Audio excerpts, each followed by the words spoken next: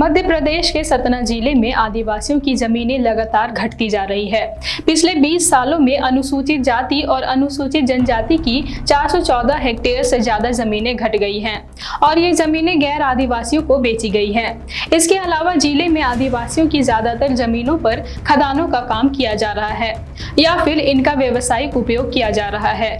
वहीं शहरी क्षेत्र में जितनी भी जमीनें खरीदी गई हैं, उन जमीनों का इस्तेमाल प्लांटिंग के लिए किया जा रहा है। कई मामले तो ऐसे भी आए हैं कि आदिवासियों के पास खुद की जमीन भी ना के बराबर बची है और इनकी जमीनें खरीदने वाले करोड़पति बन गए हैं। सतना जिले की कृषि संगणना 2010 में आदिवासी किसानों के पास कुल 29,672 हेक्टेयर जमीन थी, लेकिन कृषि संगणना 2015 में यह जमीन घटकर 29,527 हो गई।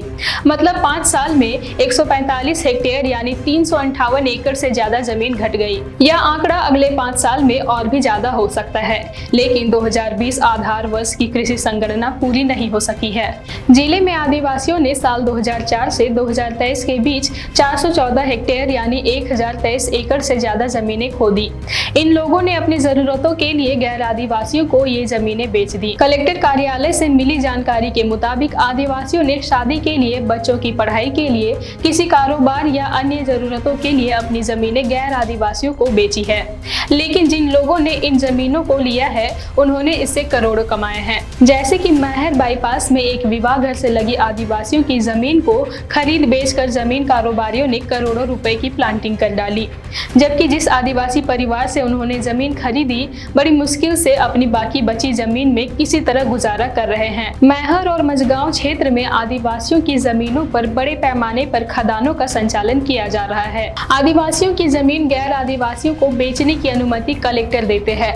अनुमति देने के पहले कलेक्टर इसका पर्याप्त आकलन करते हैं कि क्या वास्तव में जमीन बेचना आदिवासियों के लिए जरूरी है। आंकड़े बताते हैं कि सबसे ज्यादा आदिवासियों की जमीन बेचने की अनुमति साल 2009-10 में 73.997 हेक्टेयर की दी गई। इसके बाद साल 2010-11 में 71.965 हेक्टेयर और साल 2022-23 में 31.742 हेक्टेयर जमीन बेचने की अनुमति तत्कालीन कलेक्टरों ने दी।